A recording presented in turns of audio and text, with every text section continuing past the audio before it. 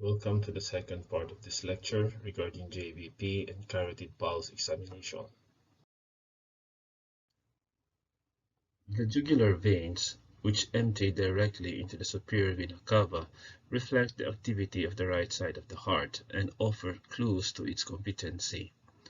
The level at which the jugular venous pulse is visible gives an indication of right atrial pressure.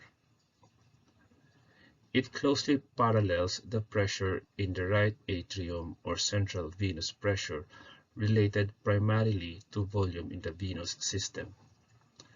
It is best assessed from pulsations in the right internal jugular vein, which is directly in line with the superior vena cava and right atrium. Pulsations in the right external jugular vein can also be used, but the route from the vena cava is more tortuous and examination can be impaired by kinking and obstruction at the base of the neck and by obesity. Note that in the three positions, the sternal angle remains roughly 5 cm above the right mid-atrium.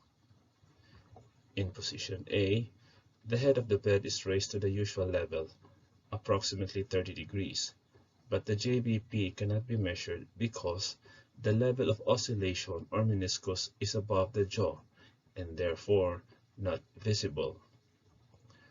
In position B, the head of the bed is raised to 60 degrees. The top of the internal jugular vein is now easily visible, so the vertical distance from the sternal angle or right atrium can now be measured. In position C, the patient is upright and the veins are barely discernible above the clavicle, making measurement difficult.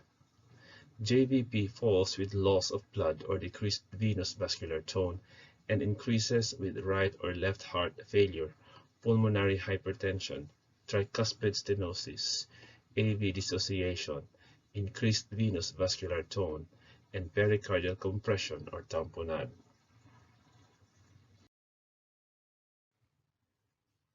How to measure JVP? First, makes the patient lie in supine position comfortable. Raises the head slightly on a pillow to relax the sternocleidomastoid muscle. Raise the head of the examining table to about 30 degrees. Turn the patient's head away from the side to be examined. Use tangential lighting and examine both sides of the head. Identify the external jugular vein on each side. Finds the right internal jugular vein. Determine the difference between a jugular vein versus a carotid artery. Look for the pulsations. Identifies the highest pulsation. Extends a long rectangular object or card horizontally from this point and a centimeter ruler vertically from the sternal angle. And last, measures correctly the JVP. How do we distinguish between the internal jugular vein and carotid pulsation? Internal jugular pulsations are rarely palpable, while carotid pulsations are palpable. Internal jugular pulsations are soft, biphasic, undulating quality with two elevations, while carotid pulsations are more vigorous thrust with a single outward component. Internal jugular pulsations are eliminated by light pressure on veins, while carotid artery pulsations are not eliminated. The height of internal jugular pulsations change with position, while carotid pulsations are unchanged. The height of internal jugular pulsation falls with inspiration, while the carotid pulsations are not affected.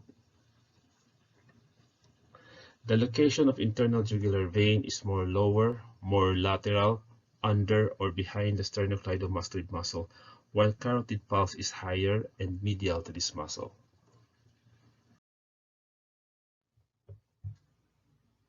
How do we measure the JVP?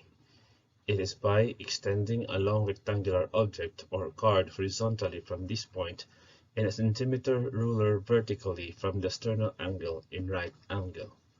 So the measured height from the sternal angle will be added to 5 centimeters if you'll be measuring it from the right atrium.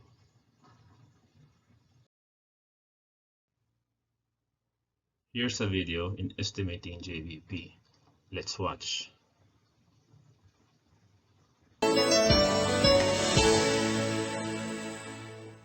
Jugular venous pressure, or JVP, is a measurement of the elevation at which the highest oscillation point, or meniscus, of the jugular venous pulsations is usually evident. The measurement reflects pressure in the right atrium, that is, central venous pressure. Estimating the patient's JVP is one of the most important and frequently used skills of physical examination, and often the first step in your cardiovascular assessment.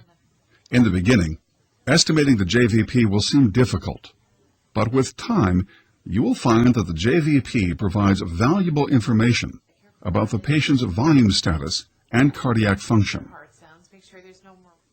The JVP is best assessed from pulsations in the right internal jugular vein. You can lie back for me. Raise the head of the examining table to 30 degrees, and with the patient supine, place the patient's head on a pillow to relax the sternomastoid muscles. Then adjust the patient's gown and drape. Using tangential lighting if necessary, examine both sides of the neck. Then turn the patient's head slightly to the left, since the physical examination is conducted from the patient's right side.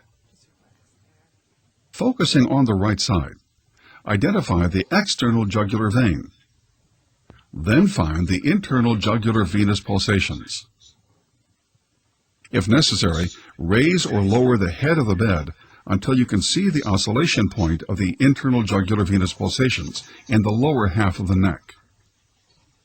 Look for the oscillation point along the sternomastoid muscle, between the clavicle and the angle of the jaw, or just posterior to the sternomastoid.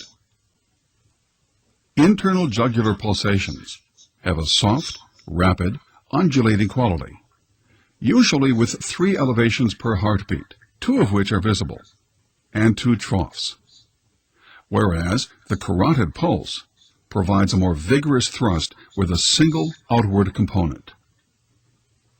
Internal jugular pulsations are rarely palpable, whereas the carotid pulse is almost always palpable.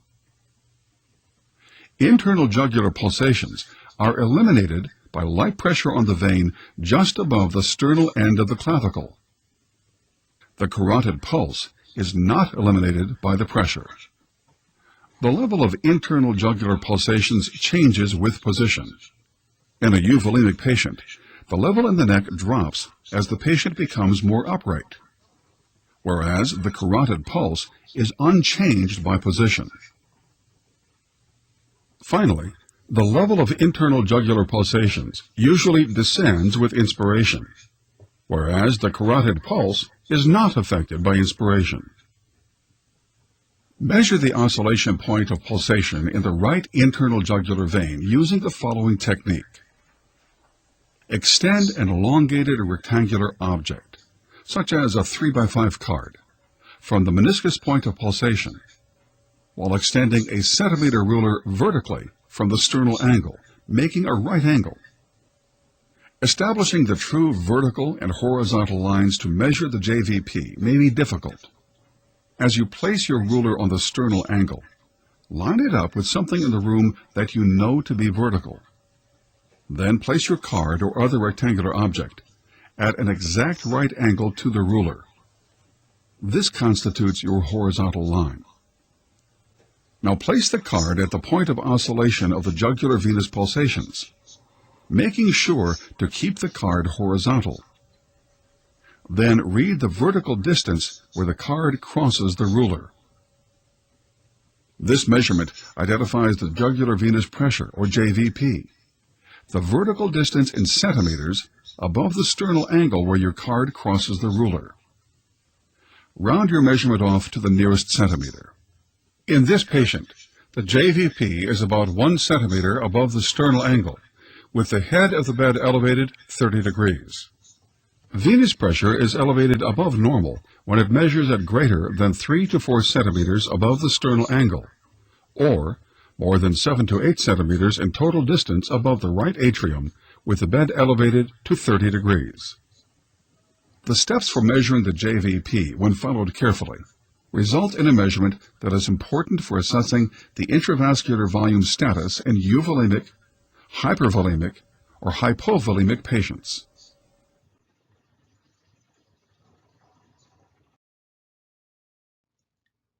In assessing the carotid pulse, first, you inspect the carotid artery for pulsation. Second, points correctly the proper position of the carotid pulse, which is medial to the sternocleidomastoid muscle. Third, place the right index finger on the right carotid artery in the lower third of the neck and feel for pulsation.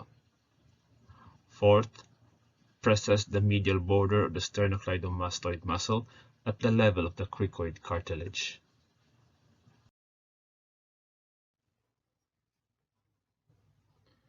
When palpating the carotid arteries, never palpate both sides simultaneously.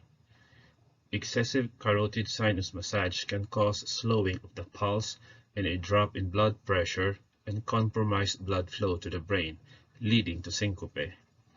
If you have difficulty feeling the pulse, rotate the patient's head to the side being examined to relax the sternocleidomastoid muscle. Auscultate the carotid artery at 3 levels: base, middle, and upper, using the bell.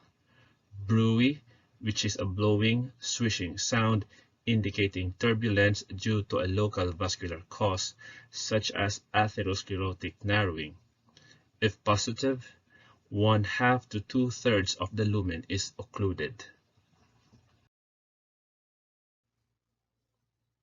Now let's watch the video in assessing the carotid pulse. Next, assess the carotid pulse. The carotid pulse provides valuable information about cardiac function and is especially useful for detecting aortic valve stenosis or aortic insufficiency. Your assessment will include both palpation to assess the amplitude and contour of the carotid upstroke, and auscultation for the presence or absence of overlying bruits.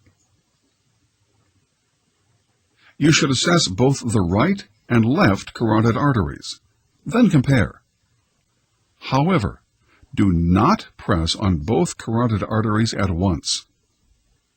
Assessment of the right carotid artery is demonstrated here.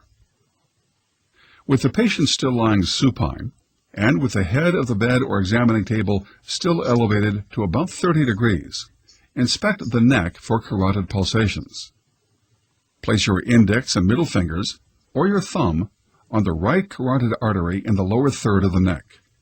You should press just inside the medial border of a well-relaxed sternomastoid muscle, roughly at the level of the cricoid cartilage. Slowly increase pressure until you feel a maximal pulsation. Then slowly decrease pressure until you best sense the arterial pressure wave and contour. Try to assess the amplitude of the pulse. This correlates reasonably well with the pulse pressure. The contour of the pulse wave, that is, the speed of the upstroke, the duration of its summit, and the speed of the downstroke. The normal upstroke is brisk, smooth, and rapid, and follows S1 almost immediately. The summit is smooth, rounded, and roughly mid-systolic. The downstroke is less abrupt than the upstroke. During palpation of the carotid artery, you may detect humming vibrations or thrills that feel like the throat of a purring cat. Routinely, but especially in the presence of a thrill, you should listen over both carotid arteries with the diaphragm of your stethoscope. Ask the patient to hold breathing for a moment. Hold your breath. So that breath sounds do not obscure the vascular sound. Listen for a bruit. which is a whooshing, murmur-like sound of vascular rather than cardiac origin. A bruit suggests arterial narrowing. If present, a bruit would sound like this.